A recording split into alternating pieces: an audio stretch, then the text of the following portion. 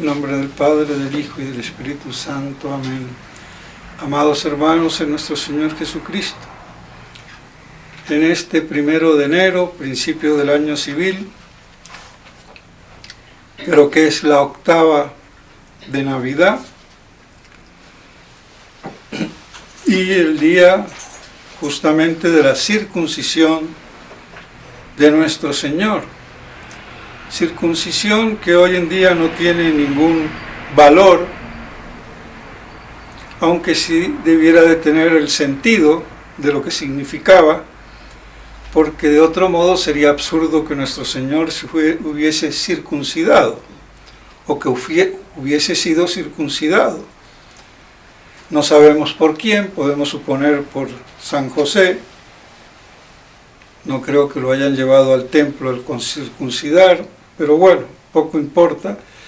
La cuestión es que lo que significaba en el Antiguo Testamento, impuesto a Abraham, que es el padre de todos los que creen, y que posteriormente fue circuncidado, cuando se ratificó o se renovó el pacto o la alianza. Pero él ya era el padre de los creyentes. Y en la segunda renovación del pacto, o la primera, por segunda vez el pacto, fue cuando se le cambia el nombre a Abraham, que era Abraham. Pero bueno, de todos modos, la circuncisión vino a ser un signo, como un testamento, si podemos creer, o una escritura, en la carne del pacto. Y el pacto era que iba a ser el padre de una gran descendencia, en el que iba a venir, o sea, en Jesucristo, el Verbo encarnado. Y quedaba entonces así sellado, y de paso también lo que producía no era un sacramento, era un sacramental, pero borraba el pecado original. Eso dice Santo Tomás. Aunque no borraba toda la pena del pecado, pero si un adulto se bautizaba, se le borraban los pecados, el original y los mortales y veniales, sin que se le remitiera toda la pena. Y pues bien, eso era lo que significaba entonces, o simbolizaba la circuncisión. ¿Y por qué en ese preciso lugar, órgano o parte del cuerpo humano? Porque estaba relacionada con la transmisión carnal por vía de generación. Y qué mejor que el miembro masculino como vía de generación. Entonces, y de paso de mitigación de la concupiscencia de la carne. Pues bien, ¿por qué nuestro Señor lo hizo? Para mostrar que Él era el descendiente de Abraham.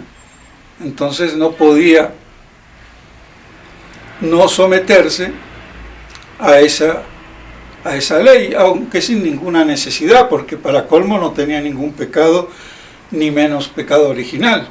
Pero por eso fue que lo hizo, y ahora no tiene ningún sentido, ninguna necesidad, aunque eso produjo una disputa entre San Pedro y San Pablo, porque San Pablo decía que no había que obligar a los gentiles a que se circuncidasen para recibir el bautismo, que lo hicieran los judíos. Bueno, que San Pedro, por querer ser condescendiente con ellos, quería también que lo hicieran los paganos. Ahí vino el problema con San Pablo.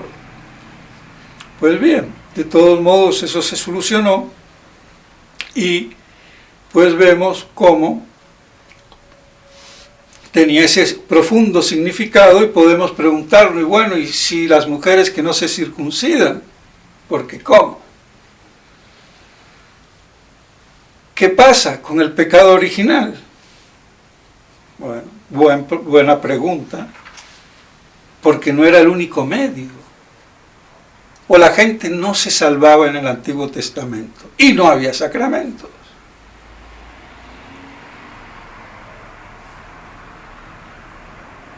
Los sacramentos nos dan la gracia que producen, la causan, y son el conducto normal de darnos la gracia, pero no son el único y exclusivo camino. Así que la idea sacramentalista, a lo de devoción moderna y de viejas monjas y monjos bigotudos, no va. Porque para recibir los sacramentos hay que primero tener adobada el alma, mentalizado si quieren, para recibir la gracia de los sacramentos, con mayor profusión y profundidad. Lamento porque de esto no hablan los curitas, hablan todo lo contrario. Y conviértanse en tragahostias, y ahora tragan cualquier pedazo de pan en la nueva misa, pero siguen tragando hostia.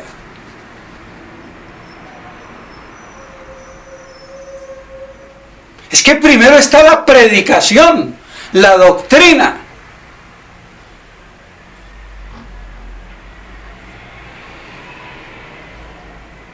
Y los sacramentos vienen a aumentarnos la gracia o a dárnosla si la hemos perdido.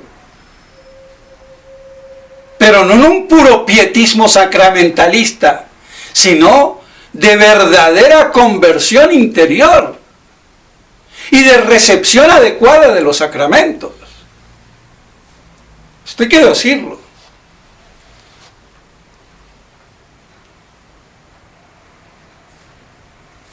Porque hoy en día vale más ni ir a misa, ni comulgar en ninguna misa moderna.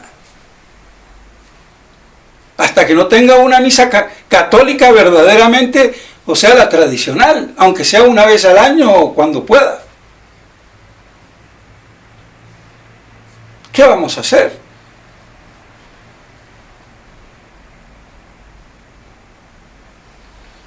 Pues bien, entonces vemos que las niñas judías no se iban al infierno y no se circuncidaban, porque siempre hubo, y ya lo dice Santo Tomás, por medio de la oración y la fe de los padres, que podía estar significada con un gesto, con alguna oración cualquiera, o con un gesto de consagración, o lo que fuera, y se les borraba el pecado original a los hijos. Y después se precisó que ya no fuera cualquier gesto o tipo de consagración o de oblación de los padres, sino la circuncisión para los judíos de los varones. Y las mujeres, ¿cómo? Como antes, como siempre. ¿O vamos a creer que se condenaban todas? Y que la humanidad se condenaba antes de la circuncisión. Estupideces, pero esto no lo aclaran los teólogos ni los curitas. Y hay que decirlo. Y por eso se plantea, y no quiero hablar de eso, la cuestión del limbo. Porque no puede ser peor el Estado, y tengo que hablar aunque sea de paso y recordarlo,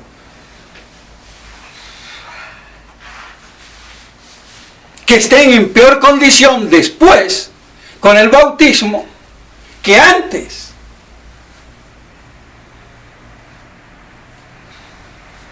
Por el que no alcanzó a bautizar al hijo, se le murió apenas nació,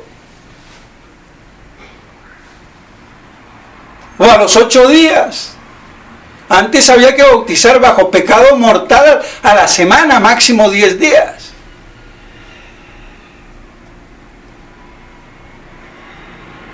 Y plantea la misma cuestión del limbo, que aunque Santo Tomás no lo dice,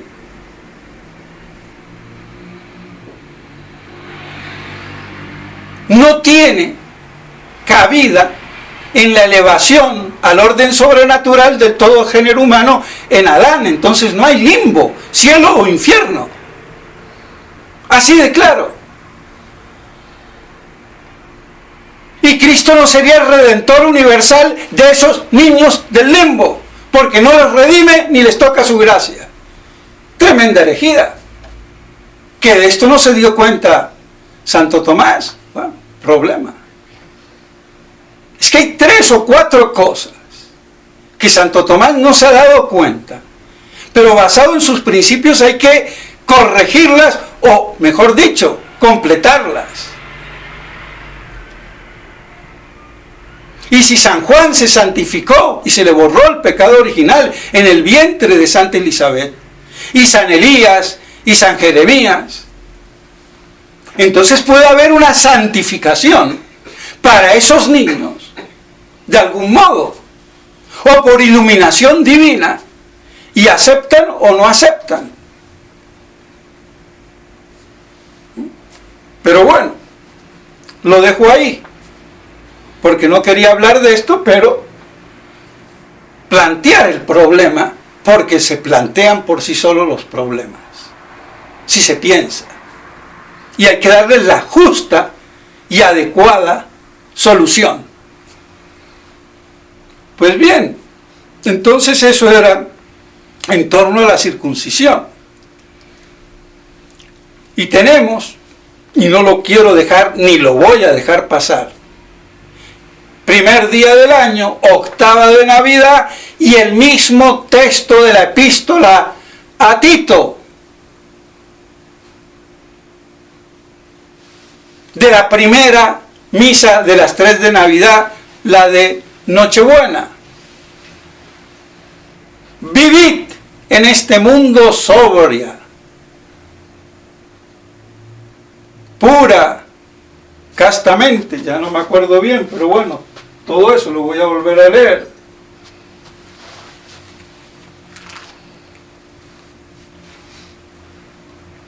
Alejaos de los deseos mundanos, vivamos en este siglo sobria, justa y piadosamente, aguardando, esperando la bienaventurada esperanza y el glorioso advenimiento del gran Dios y Salvador nuestro Jesucristo. Esto es lo que hay que exhortar y predicar, nos dice San Pablo. Y esto no se predica. ¿Cómo no se va a derrumbar una iglesia que no predique esto o lo predique a medias?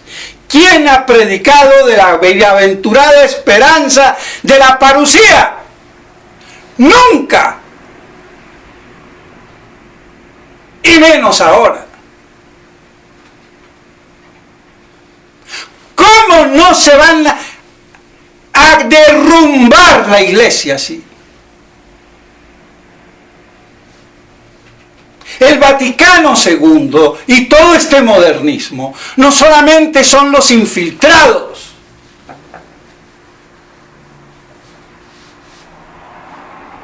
y los enemigos de afuera, ni el demonio incluido, ni los judíos como sus secuaces, ejecutores.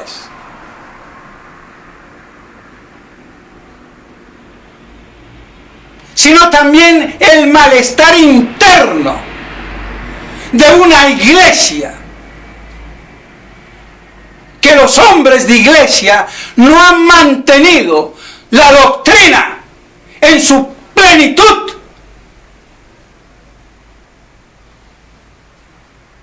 Y es más, se exclaustra, se condena, se proscribe al que hable de parusía. Eso no podía durar así, se tiene que podrir, y por eso se está pudriendo, humanamente hablando. Aunque la iglesia es divina e indestructible, pero en los hombres y en la jerarquía es putrefactible. Así de claro.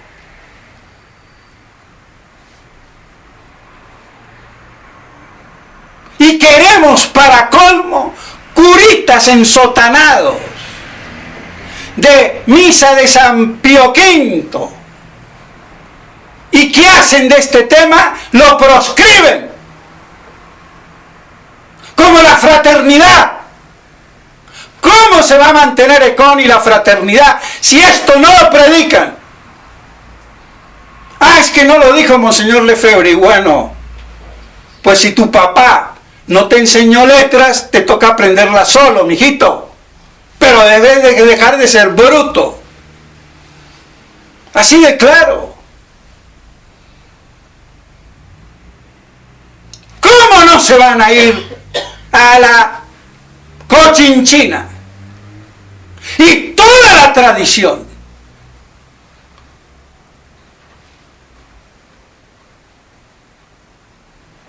Porque ¿cuántos tradicionalistas, sacerdotes predican? Si los cuento con los 5 dedos de la mano, hasta sobran. Y esto es lo que hay que predicar y no se predica. ¿Por qué? Por un misterio de iniquidad. Y esto no viene del enemigo, de la estupidez humana.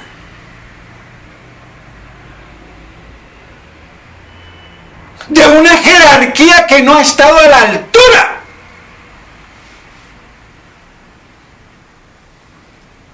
Eso sí, tenía que derrumbar y por eso se está derrumbando.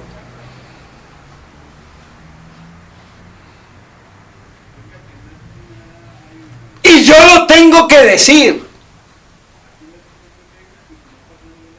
Y decapitar a todos los imbéciles que me quieran contradecir. Y enfrentarlos si tienen el aguante de decírselo en la cara. Entonces, la bienaventurada esperanza de la parucía de Cristo y todo lo que ello conlleva, milenio incluido, pero eso hasta es mala palabra. Yo lo lamento. Es deplorable la situación y desde hace tiempo.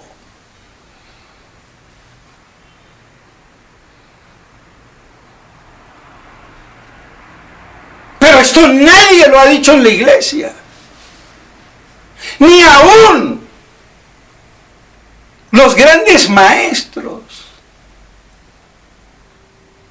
como Rovira, Castellani, Lacunza y todo el elenco.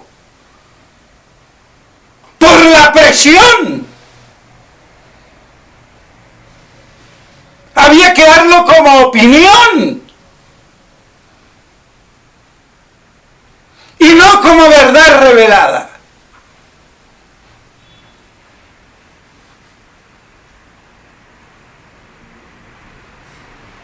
Entonces, nadie lo ha dicho. Y no es una opinión. Es una verdad revelada que se eclipsó por sucesivas malas interpretaciones. Puede haber justificaciones de que San Jerónimo condenaba al milenarismo herético, pero no tuvo la lucidez de decir que había un milenarismo verdadero. San Agustín, que era milenarista, cambia a instancias de San Jerónimo y con toda su inteligencia no fue capaz de decir ni por qué cambió ni qué pasó.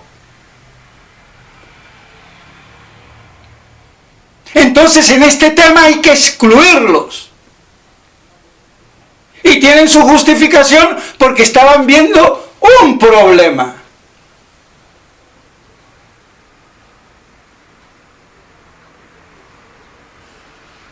O sea, la corruptela del milenarismo patrístico.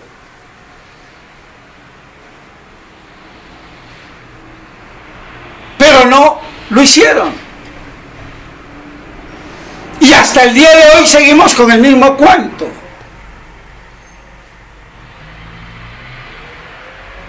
Con pseudo condenaciones como la de los años 40. Y vuelvo y repito, 40 es la década en singular y no 40. Eso es un mexicanismo de ignorancia que se está implantando en Colombia por la televisión.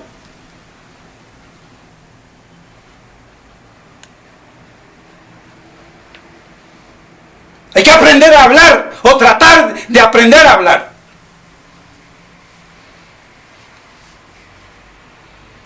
Por lo menos. Pero bueno, esto es una cosa de quinta, secundaria. Entonces, ¿cómo queremos? Si no se le predica la bienaventurada esperanza. ¿Y después de qué me sirven las falsas devociones? Baboserías de beatas, sin contenido de doctrina. Porque pietas con doctrina. Pero como el Kempis nos adobó en el sentimentalismo afectivo de la voluntad, conculcando la inteligencia casi como cuasi pecado, bueno, es que quieren. Por eso salió tanto obispo bruto y cardenal y papa desde hace ya 500 o 600 o 700 años. Yo lo lamento. Encontrándose nada más que 2 santos en los últimos 500 años, papas, San Pío V y San Pío X, y antes creo que Gregorio y por ahí, siglo XIII o XIV, o XII ya. ¿Y a qué se debe? Que bajó la moral, que bajó la santidad. Y claro, ¿cómo no va a bajar? La santidad no es una cuestión de deseo, es de doctrina, de conocimiento y de la voluntad que desee, pero no que desee yo, ¿qué?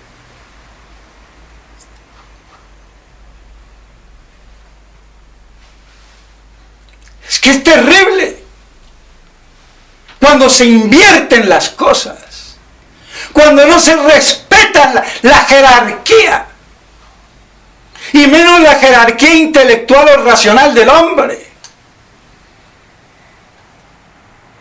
Porque no definimos al hombre como ser libre o ser que ama, sino ser racional. Porque el ser racional implica la volición, la voluntad y la libertad.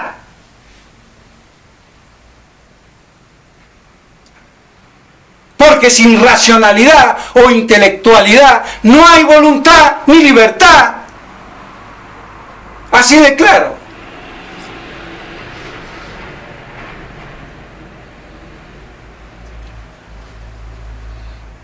Entonces, vemos cómo es de apocalíptica la liturgia de la iglesia, a pesar de los hombres de iglesia que son un desastre. Yo lo lamento.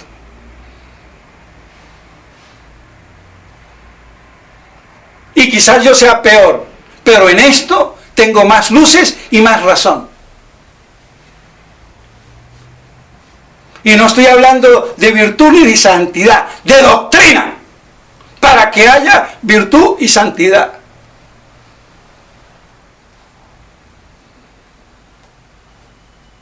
Entonces, Esa es una de las grandes explicaciones que nos llevan a comprender el estado de descomposición en que nos encontramos. Y no creer que el Vaticano II salió de la nada, sino de la nada de todas estas estupideces acumuladas y tantas otras.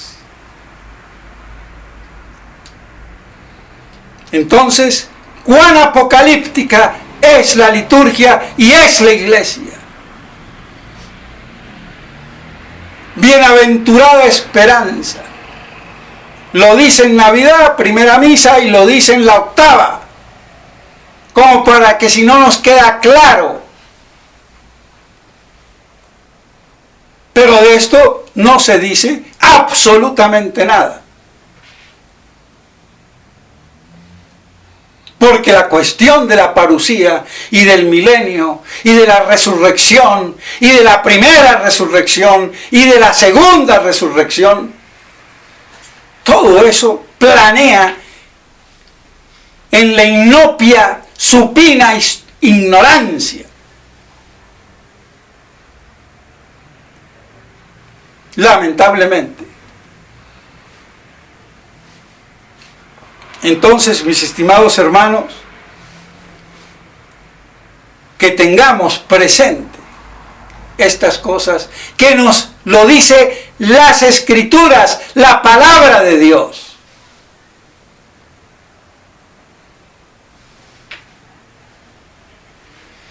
Y bueno, hay que decirlo, recordarlo, y por eso hay que hablar y explicar sobre el milenarismo y la parusía y todo lo que ello conlleva.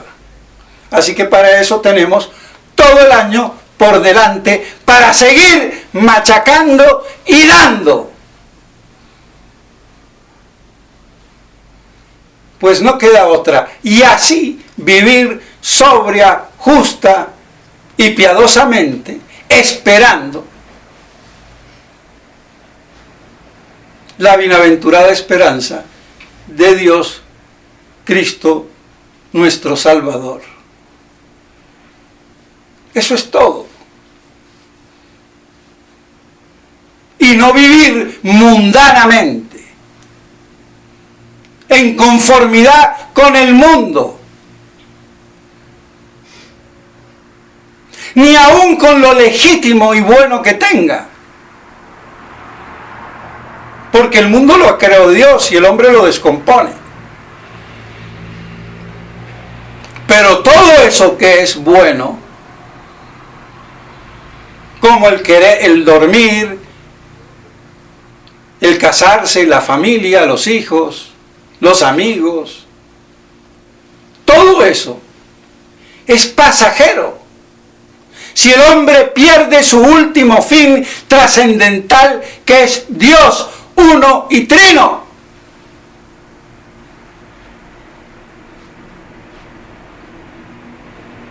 Y que nos ha creado por Cristo.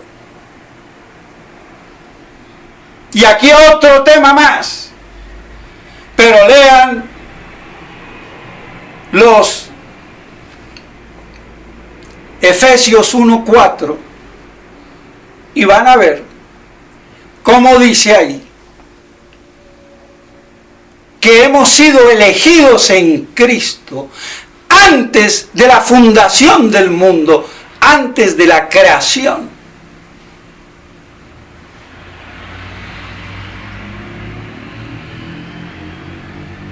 Entonces, antes que el mundo fuera creado, Dios nos elige en Cristo. Esto se le escapó a Santo Tomás.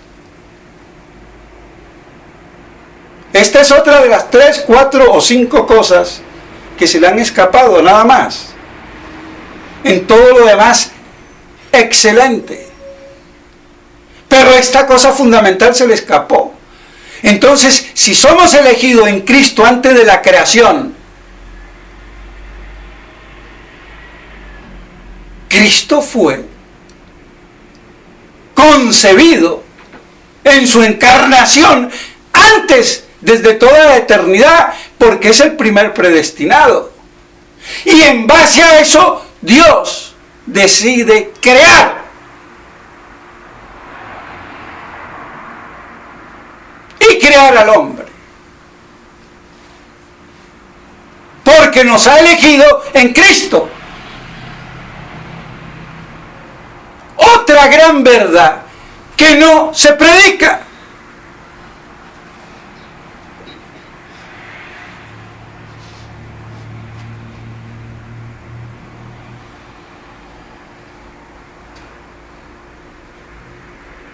Y la redención viene después, cuando se trastoca ese plan de ese misterio escondido en Dios, que es la encarnación.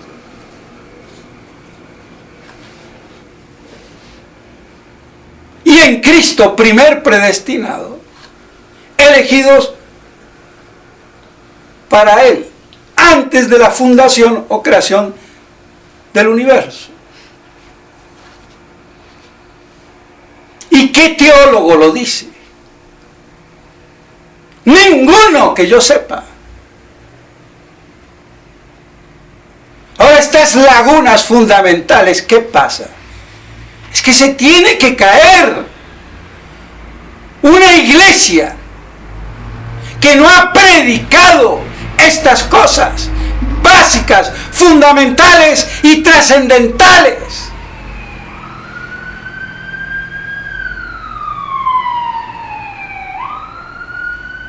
Entonces, esas verdades son las que nos hacen realmente querer ser un poco mejores, corresponder a Cristo y adorarle y hacerlo adorar por todo el mundo.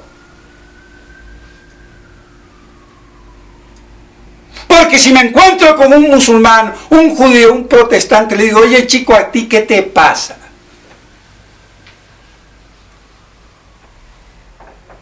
Tú fuiste creado ¿para qué? Para adorar a Cristo. Aceptándolo a Cristo ser hijo adoptivo de Dios por la comunicación de la naturaleza divina que te da la gracia por participación. ¿Te sometes o quieres seguir siendo judío, deicida, o musulmán, o protestante, o infiel, o budista? Y ya está. Y no discutamos. Y la verdad es una, y Dios es uno. Y si Dios no existe, y bueno, si Dios no existe, pues, si yo niego que el reloj no tiene un relojero que lo hizo y veo el reloj, pues soy un imbécil. Así de imbéciles son los ateos. Y punto. Y Cristo es la luz que ilumina a todo hombre que viene a este mundo.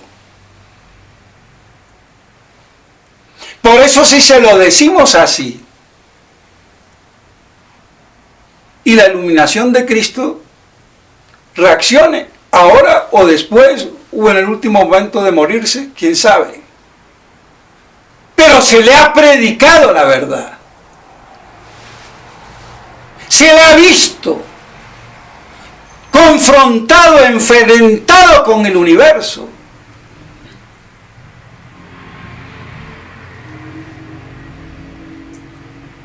Pero si yo digo que el hombre es el rey de la creación, uy, qué bien, qué bonito, ¿no? El rey de la creación es Cristo, no el hombre. Y el hombre por hacerse hermano de Cristo como hijo adoptivo de Dios. Y por eso toda esa estupidez que si la teología entre Oriente y Occidente, que trinitarista o teocéntrica o cristocéntrica, es una estupidez.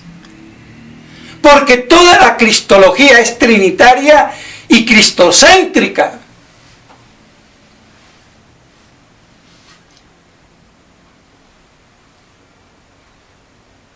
Y Cristo es el Verbo encarnado. Es la revelación viva de Dios, porque es la palabra del Padre. ¿Cómo me va a hablar el Padre? Por su Verbo. ¿Y quién es el Verbo? Cristo encarnado. Así de claro. Pero siempre hemos sido miopes. Y bueno, alguien lo tiene que decir para desbaratar todas estas telarañas y prejuicios, para poder medio entender un poco más. Entonces, vivamos prudente, piadosa y sobriamente, esperando la bienaventurada esperanza de Cristo Rey. En nombre del Padre, del Hijo y del Espíritu Santo. Amén.